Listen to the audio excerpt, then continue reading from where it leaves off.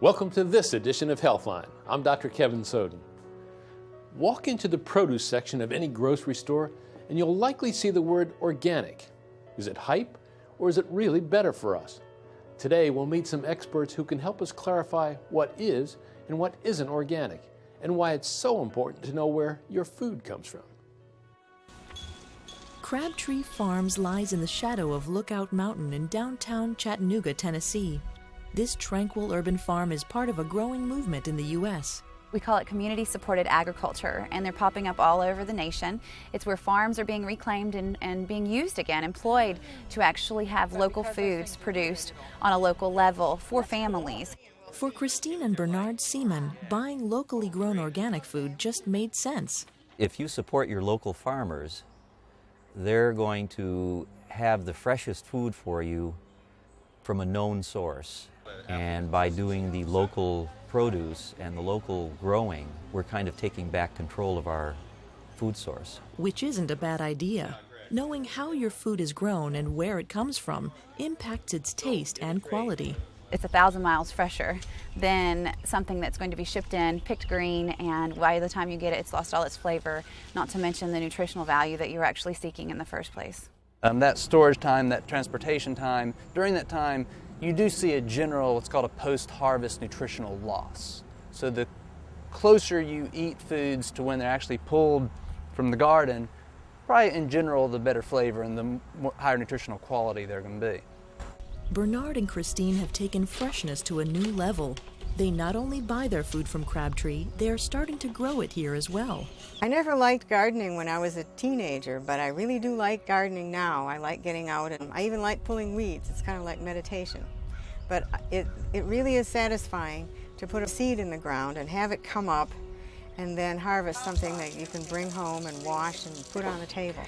It's a pretty good feeling. And Crabtree Farms makes it easy. We provide the land, the space, and the support, as well as tools and the compost and dirt and soil that's needed. Many people live in small homes now, or they don't have any access to a yard, so they can actually come out to the gardens, enjoy the serenity out here, and practice amongst others. A lot of people think it's too hard, and it really isn't. It's practically like putting the seeds in the ground and standing back. You don't have to do much. 90% of Americans don't consume enough fruits and vegetables. Anything we can do to increase that fruit and vegetable consumption is good. The advantage of organic fruits and vegetables is that they do reduce your intake of pesticides.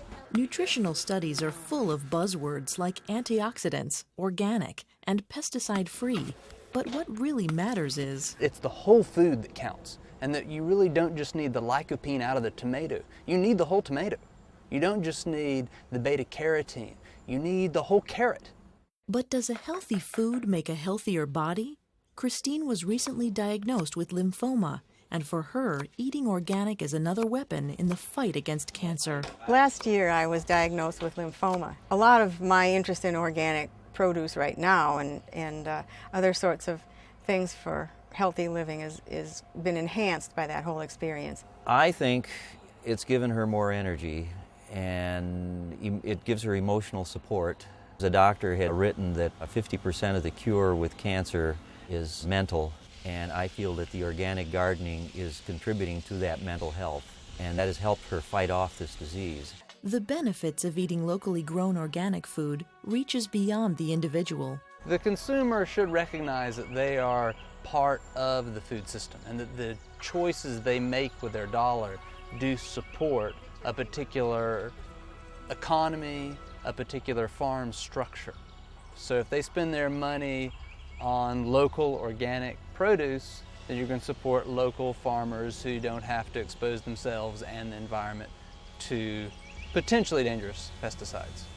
It's all about keeping balance, and in today's world, being informed and knowing where to look is half the battle. When I take my lunch to work and other people are eating their fried chicken and pinto beans and cornbread and they're looking over at me and saying, "Oh, you always eat so healthy."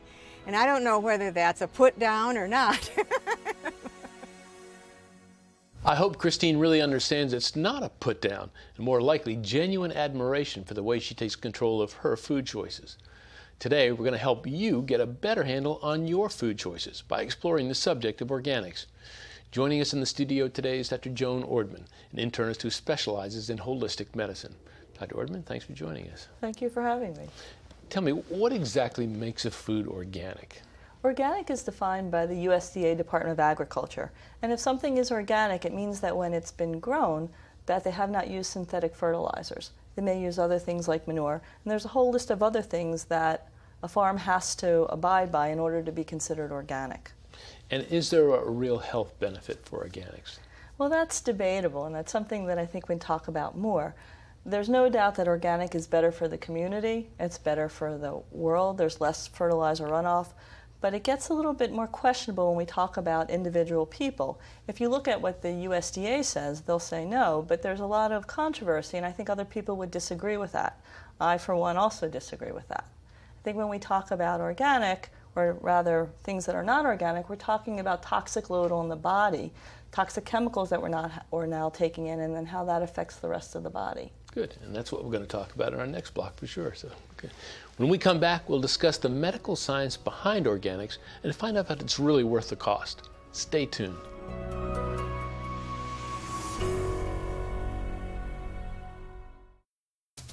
Welcome back to Healthline. We're here talking about organic foods with Dr. Joan Ordman. Tell me a little bit, because it gets confusing for me, the foods in our supermarket, the things that we see there, the produce and everything, versus the foods that are organically grown by farmers. What's the difference there? Well, the food that you see locally grown by your farmers, you know where it's come from, you know how it's grown. The food you get in the supermarket may or may not be organic. If it's labeled organic, it is. But it's also coming from all over the country, so if there's a contaminant somewhere, you're not going to know about it. Whereas if you're just buying local food, then you'll know whether there's a contaminant because you'll see something in the community or not. And that's been a big problem if we look at the spinach that was grown in one part of the country but then was delivered everywhere else. Well, it took a long time to find out where that problem was coming from. If you're just buying local food that comes from a local farmer, it becomes much easier to know what's going on with your food supply. Because you're going to see it right there. So if I go to a local farmer's market, which most cities have, I mean, in one sense, I have a better handle on when there's a problem. Yes, and you're also helping your local economy and your local farmer. How about pesticides? You know, what's the danger of those for people? Well, pesticides are organophosphates. And what they do is they're similar to, but not the same as, nerve gas, like sarin that we've all heard about. Now, what organophosphates do is they interfere with the body's ability to make energy and produce energy, which is then why we talk about antioxidants and why you should eat your fruits and vegetables to help with this. But when you're using a pesticide, you're using a very significant poison. So is there a way to prove scientifically that organics are better for us, or is that part of the controversy you're talking about? That's part of the controversy. We know that it's better for our community, we know it's better, there's less runoff, but as far as is it healthier for us, I mean, I think that the conventional wisdom is that it's not, but I'm not sure that I quite believe that. I think that it has to do with the toxic load on a person. You know, all of us go through life and we have toxins in our air and our food that we can break down. If we have a hard time breaking down toxins, we usually get sick.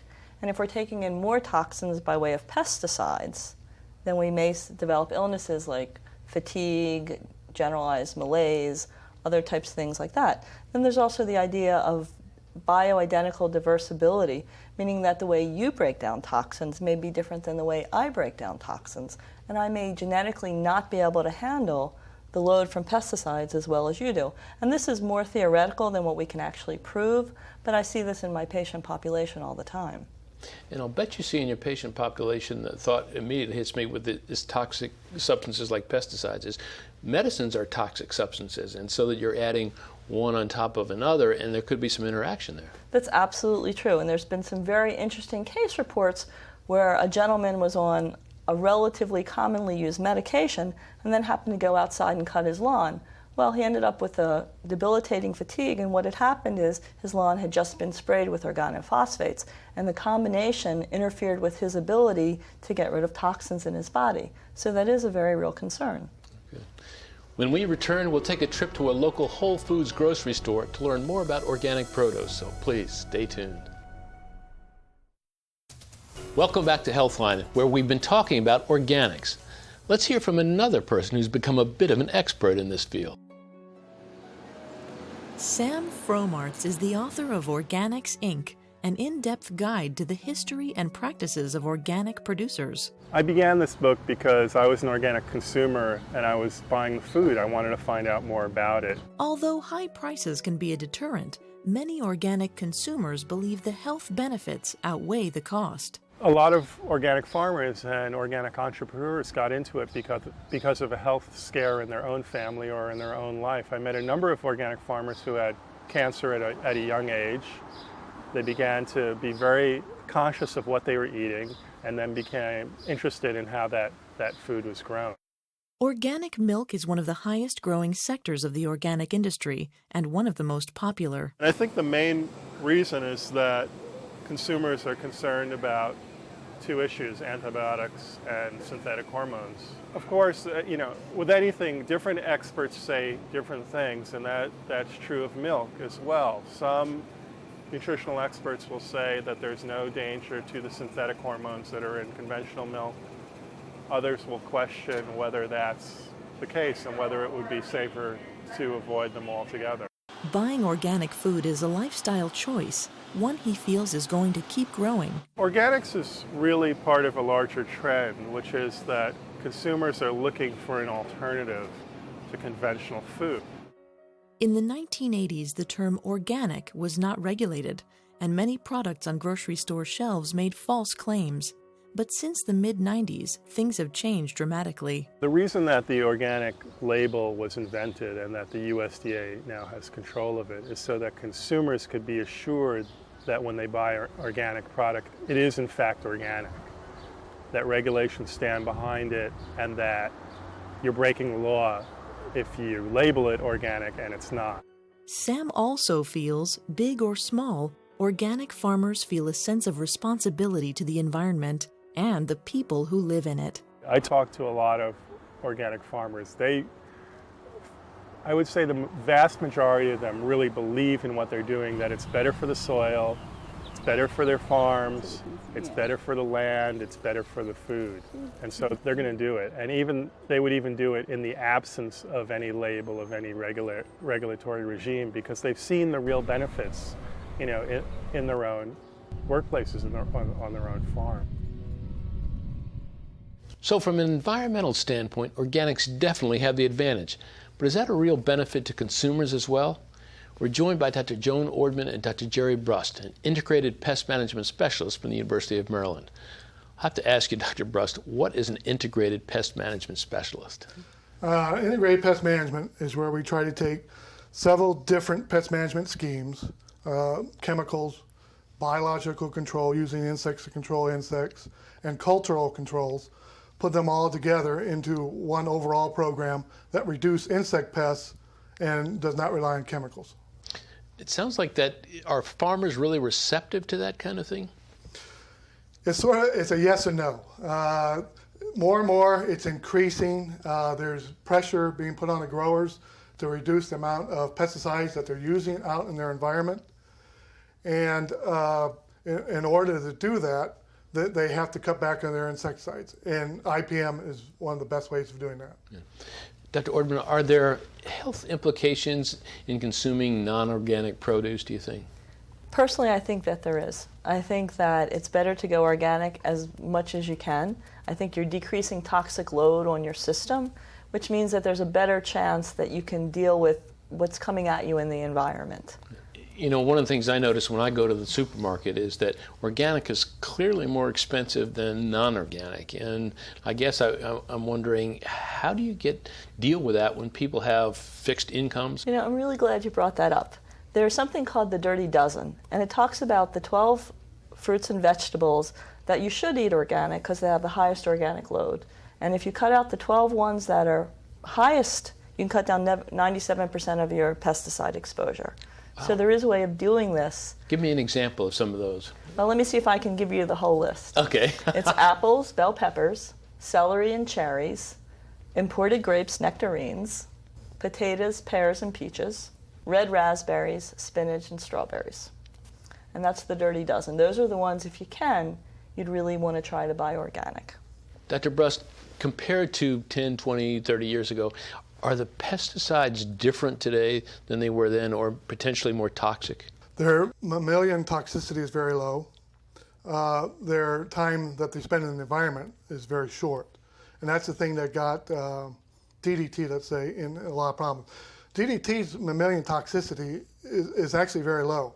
And if you remember World War II films, when people went to delousing, that's what they powdered them with, was DDT, because it didn't hurt humans. The problem was it stayed around forever. And it got into the environment, and just even its breakdown products would get into fat tissues. Now they have products that it doesn't break down into any absorbable type of chemicals that are absorbed into the fat tissue. And the amount of time they spend in the environment is fairly short, and their toxicity is rather low, and they're rather specific about what insects they'll kill, and so they're targeted. Rather than killing everything that's out there, they target just a narrow band of insects. Good. Dr. Ordman, we talked a lot about produce, fruits and vegetables, and I think most people think that these are generally the things they think of when they think of organic. But what about milk and dairy products? How important is organic there? Well, I think that it's very important. One of the issues with non-organic farm animals is that they're using steroids and they're using antibiotics.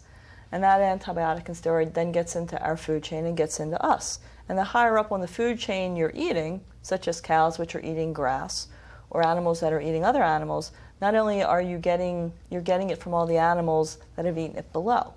So that gets into the whole idea of how good is our food sources and how much nutrients is there in the food that we eat. I'll have to tell you that a lot of pediatricians today are recommending to parents that their children not consume anything but organic milks and dairy products for the simple reason that girls may be getting into trouble and maturing earlier because of all the steroids and the estrogens and other things that are contained in some of these non-organic products. So. Well, I think that that's a concern. I don't know that anyone's proven that yet. But I think that that's a very big concern. We're seeing increases in breast cancer. Is that due to the steroids which go and form xenoestrogens, which are estrogen-like products and estrogen-like properties within the body? I mean, this is all theoretical, but it's obviously a big source of concern. Thank you both for joining us today. Very interesting conversation.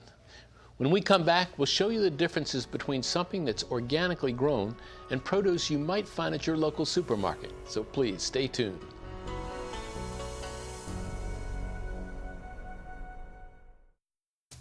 Welcome back to Healthline. Joining us now in the studio is Scott Meyer, editor of Organic Gardening. Scott, welcome to the show. Great to be here with you. Good. How did you get interested in organic gardening? Well, as a kid, I thought of gardening as free labor for my parents. Didn't exactly enjoy it. And I didn't understand why we were growing tomatoes when you could buy them more cheaply in the supermarket. But as I got older and I started to have a family of my own, I really developed a real appreciation for the satisfaction of growing something yourself. It's really unlike any other experience.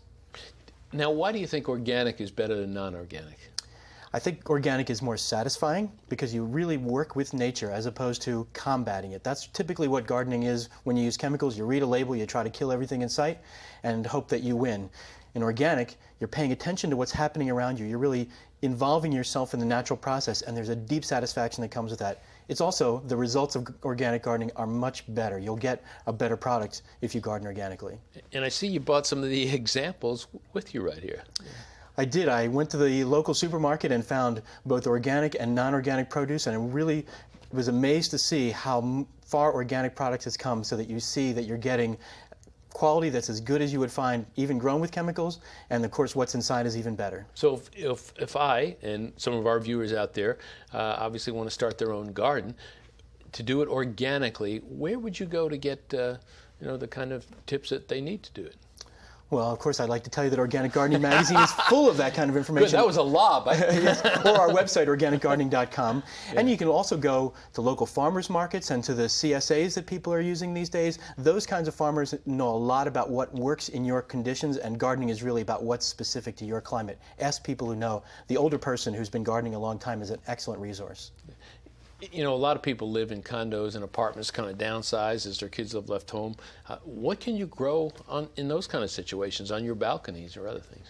You can grow almost anything you want, but you certainly can grow a few things that provide a lot of value and a lot of fun like a tomato plant. And everybody wants to grow tomatoes. It's the most popular garden vegetable, and for good reason. You can't buy a good one in the supermarket. They all taste like softballs. Yeah. You can grow one in a container. You need just a pot, a medium-sized pot, and you can grow a whole summer's worth of great tomatoes. You can grow herbs if you're someone who enjoys cooking. Growing some herbs and cutting them and putting them into tonight's meal is a very satisfying experience. Yeah. I'll have to say I've grown tomatoes out in my backyard, and I'll tell you, you can taste the difference. It is absolutely fantastic. So. It's the taste of summer, I think. Fresh air, sunshine, and rain. When you bite into that, you really feel like I have tasted what this summer has been like. Yeah. You know, the other thing that people criticize organics for is that they're more expensive a lot of times. How can a lot of people on fixed incomes afford these kinds of things? That's a challenge, and the reason why organic produce costs more is that the demand for it is so high at this time and the supply has not yet met that, and it's starting to change. You know, if I look at these apples, I mean, just look at this. I can't even begin to tell the difference here. Is there any difference in terms of what you're getting? Now, I think this is the organic apple. Correct. This is the non-organic. I mean, look at it. You can't tell the difference. What internally or externally, when I bite into this, would I be able to tell the difference in taste or anything like that? You will be able to taste that that is a fresher, sweeter apple. It's most likely picked more recently. Apples that are grown with chemicals are often treated with a chemical that causes them to ripen to a darker red color. That's not something I want to eat, and I certainly have small children, grandchildren. You don't want them eating those kinds of things. And as a person who might be worried about your own health, you don't want to eat those things if you don't have to. You're getting still a great apple. Why not? Good. Scott, thanks for joining us today. Great advice for people. So when we come back, let us put the wraps on organic living. Please stay tuned.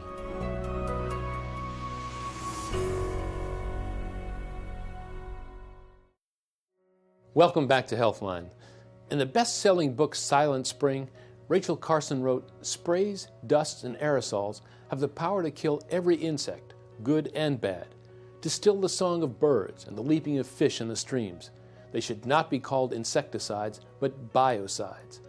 This is something we should keep in mind as we stroll the produce aisle, that we could be ingesting the very same chemicals we use to kill other living creatures. The next time you go to the supermarket and are shopping for food, take a closer look at the organic food section. You may find yourself surprised at the cost difference, as many organic products have dropped in price in recent years. For more information on organics, you can call the Organic Consumer Association at 218-226-4164 or visit the website www.organicgardening.com. And remember, you can always go to our website at www.rl.tv or call us at 1-800-OUR-LIVING. Well, that about does it for this edition of Healthline. Thanks for watching. Until the next time, here's wishing you the best of health.